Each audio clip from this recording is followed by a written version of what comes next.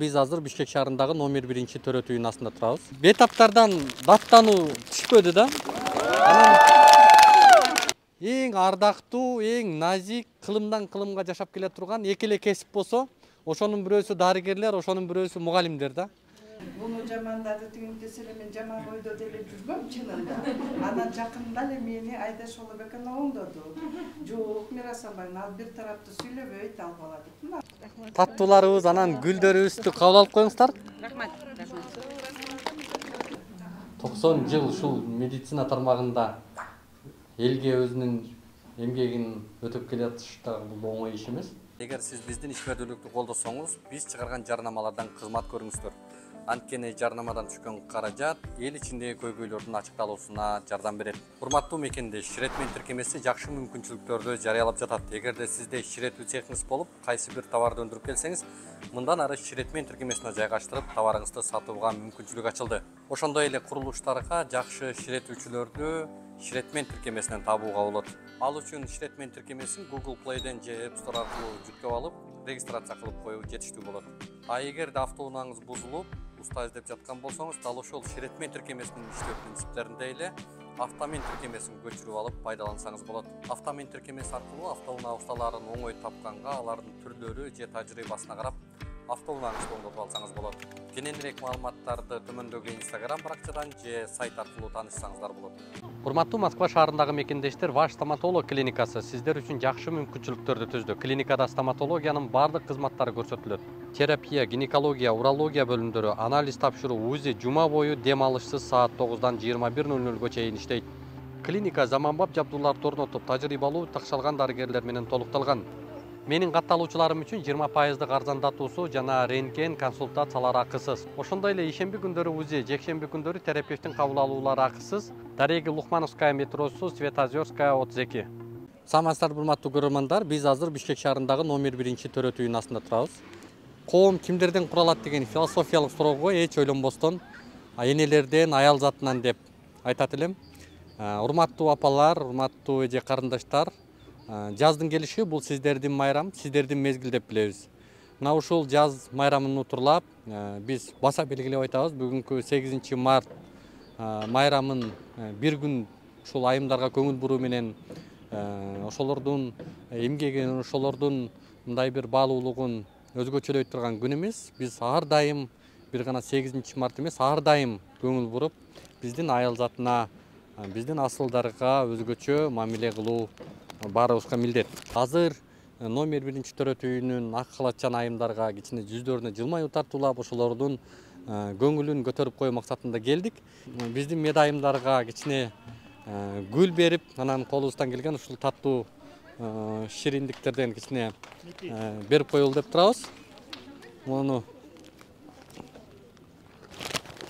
барымлы.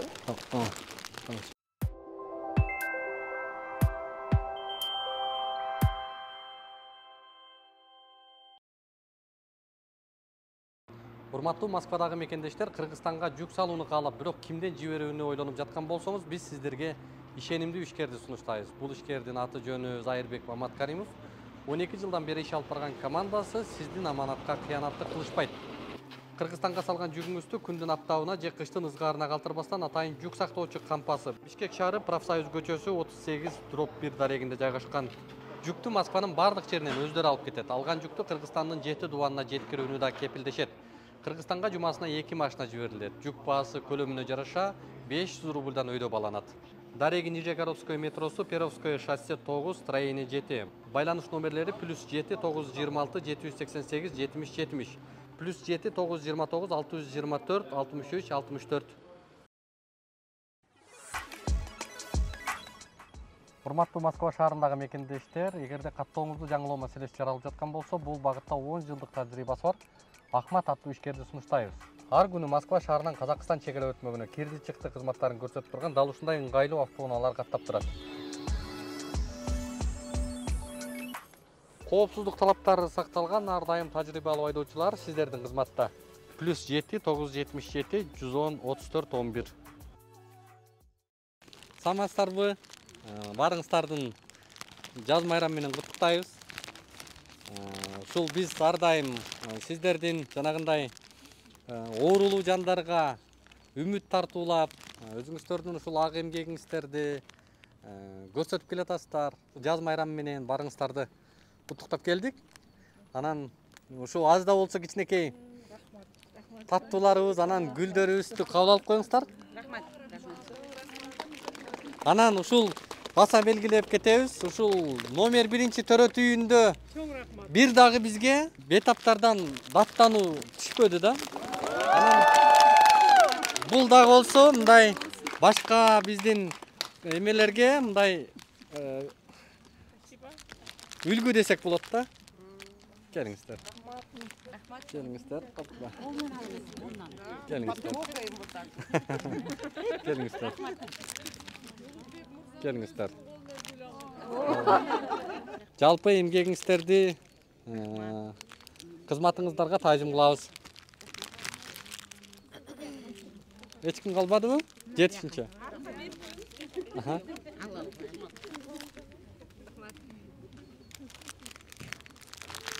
Келиңиздер.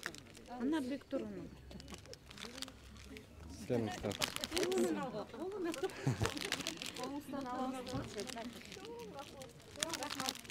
Внимание кандай болду?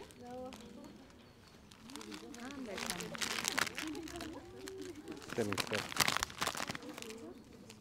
Келиңиздер. Ошол анан бул жакта бир аз таттуу ширин деген атайын кондитерди күй бар. Ар дайым ушундай даттануулар түшпөй эле элибизди ыраазы кылып кызмат кыла берсеңиздер чоң рахмат сиздерге. Ооба. Бул жакты даам таттырып коесуздар, Менин дагы эң жакын адамдарымдын арасында медиктер бар, мугалимдер бар. Бул кесиптер кылымдан кылымга жашап келаткан кесип, эң балуу кесип. Ошон үчүн барыңыздарды ушул жаз майрамы менен куттуктайбыз. Дагы да ушул талыкпай эмгегиңиздердин үзүрүн көрө бериңиздер. Биз ыраазычылык билдиребиз. Рахмат сиздерге. Ооба. Ооба. Ооба. Макул эже. Көңүлүн көтөрүп. Ооба. Вы в жизни вообще позитивный человек. Ооба, буюрса куттуктап эле келе берели ушул жака. Ооба. Ооба. Жакшы. Ден соолукта болуңуздар. Ооба, буюрса. Дагы шашпай. Дагы барча жерлерибиз бар эле. Рахмат. Ден соолукта болуңуздар. Чоң рахмат бир жолу. Ооба. Ийгиликке же сиздерге дагы. Бар болуңуздар. Рахмат. Рахмат. Рахмат. Спасибо вам большое. Рахмат.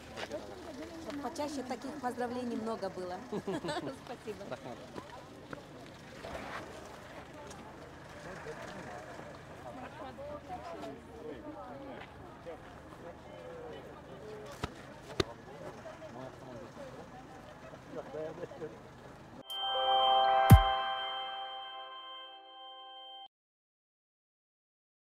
Урматтуу көрөрмандар, биздин команданын буга чейинки чыгарган чыгарылышында дал ушул 3-чү балдар ооруканасы дагы чагылдырылган. Анда бир топ көйгөйлөрдү көргөзүп, жетекчилигине бул нерселерди ачыктап бергенибизден кийин бир топ өзгөрүүлөр болуп, мына ушул көрүнүштү биздин команда дал ушул 3-чү балдар ооруканасынын жамаатына кичине көңүл, аз да болсо көңүлүн алып коелу деген максат менен келип отурабыз. Саламатсыздарбы?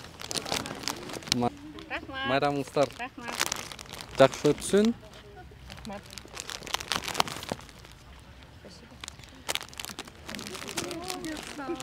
Көңүлдөп кабыл аласыздар.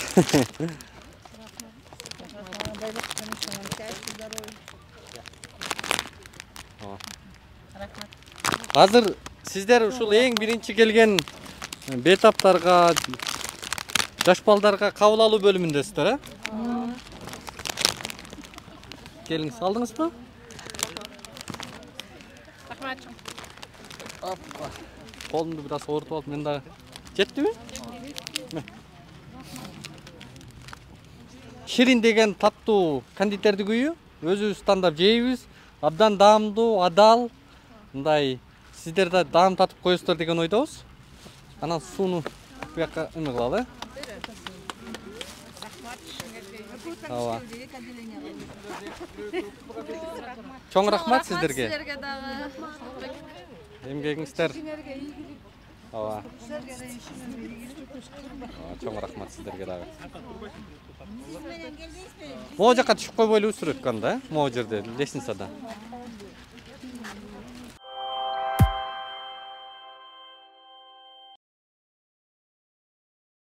Урматтуу көрөрмандар, биз азыр Бишкек шаардык номер 2 клиникалык көп тармактуу ооруканасына келдик. Бул жакта дагы ушул оорулууларга үмүт жандырган биздин ак калатчан дарыгерлерди кичине көңүлүн ошолордун мындай бир аз болсо дагы жылмаюу жүздөрүнө тартуулайлы деп келип отурабыз. Азыр бул жакка чыгып турушат. Барыңыздарды жаз майрамы менен куттуктайбыз. Негизи эле бул 8 март эле эмес, биз айымдарды ар дайым ушундай куттуктап, алардын көңүлүн алып туруу эң негизги вазыйфаларыбыздын бири деп билсек болот. Анда четинен гүлдөй назик деп ушу сиздерге гүл анан бир аз таттуулардан алып келдик эле. Flower House деген гүл дүкөнү бул ушул сиздерге гүл белек берүүгө шарт түзүп беришти да. Рахмат сиздерге.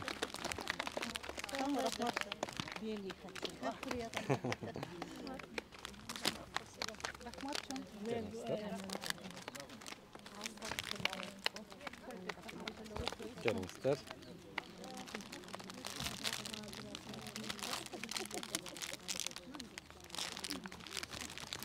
Келиңиздер. Сиздерге дагы.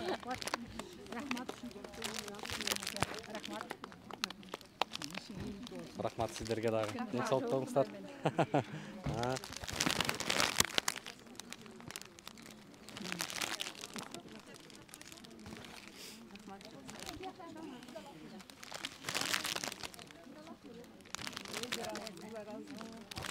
Келиңиздер.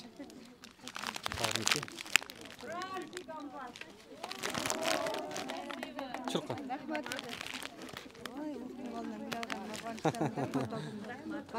Сиздерге дагы.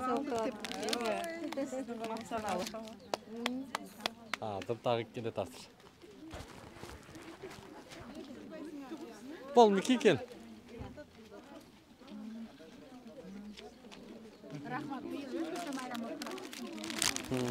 Ой.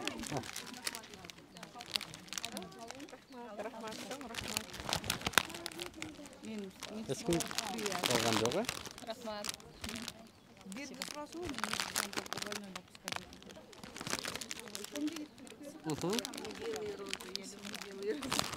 Айымдар көбінше ақ гүлді жақсы көрүшөт экен. Келиңиздер. Келиңиздер.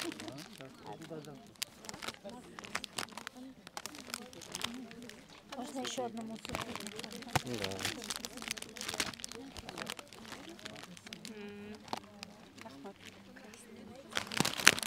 Красный? Ага. Рахмат.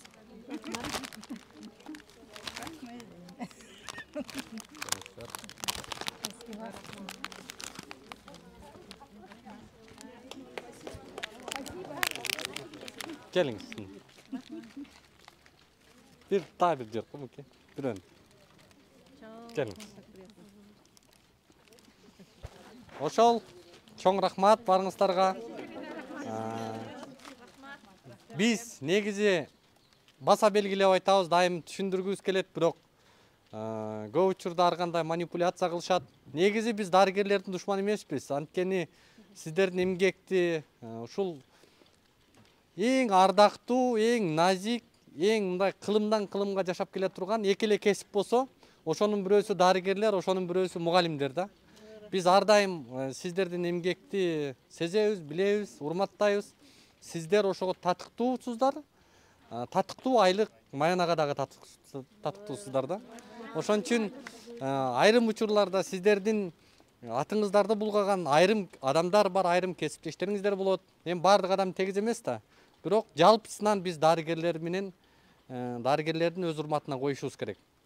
Анан аз болсо дагы сиздерге ушу кичинекей гүлдөй назиктик менен сиздерге ушул жаз майрамы менен куттуктап атабыз. Бул жакта болсо ошол Ширин деген таттуулар кондитердик дүкөнү бар. Ар дайым биз ошол таттуулар кондитердик дүкөнүнөн даам сызабыз. Өзү билген үчүн сиздерге ошонон алып келдик. Даам татсаңыздар абдан даамдуу, адал, сапаттуу. Ошол баарыңыздарга рахмат. Урматтуу медайымдар, баарыңарды бүгүнкү майрамыңар менен куттуктайбыз. Бизде Кыргызстанда дегиле ар бир мамлекетте медицина кызматкерлеринин көпчүлүк бөлүгү айымдар түзөт. Силер эң биринчиден апасыңар, энесиңер, ошондуктан силерге таазим кылабыз.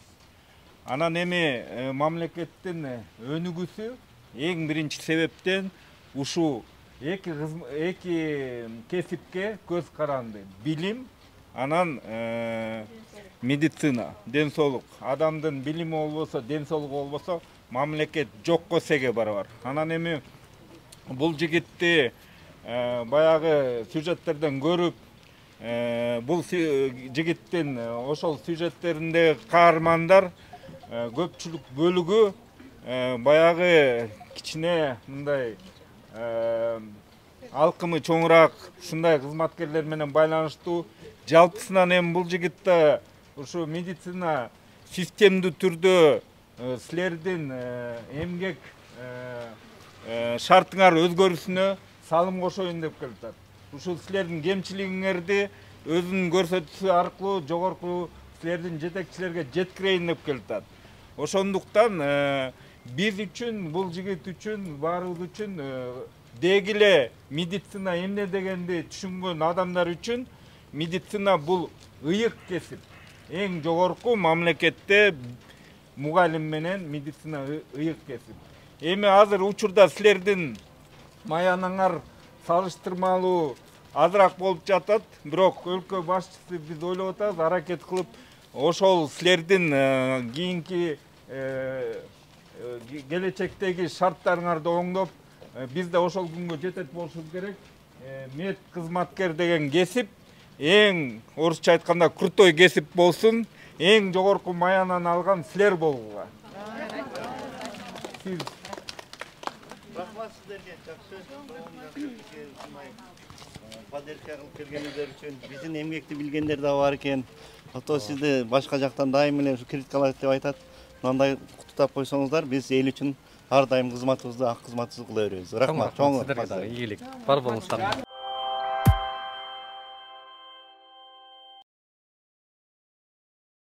Бизге даттануу түшпөгөн медициналык мекемелерге бир баргыбыз келди. Анан жаныбыздагы биринчи роддомго азыр барып келдик. Ал жактагы жамаатка ушу бир аз белектерди берип, анан 3-чү балдар ооруканасына, андан кийин номер 2-чи жалпы клиникалык борборго, андан сырткары мына сиздерге келип каршыңызда турабыз.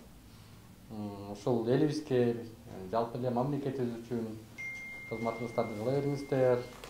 Айрым силердин кесиптештериңиздердин акыбалын көрсөтөбүз. Анан ошол нерсе менен жалпы дарыгерлерге мындай көө жабылгандай болуп калат да. Биз ошол нерсеге каршыбыз. Ушу мээнет менен мына бул жакта аксакал экен 90го чыгып атыптыр. Эмне деген өмүр, эмне деген жаштык, эмне деген мээнет, 90 жыл ушул медицина тармагында элге өзүнүн эмгегин өтөп келе жатыш да бул оңой иш эмес. Ошон үчүн абдан ыраазыбыз. Биздин энелерибизчө медайымдар, баарыңыздарга рахмат айтабыз. Жакшы коллектив экенсиздер, мындай. Ийгилик болсун сиздерге.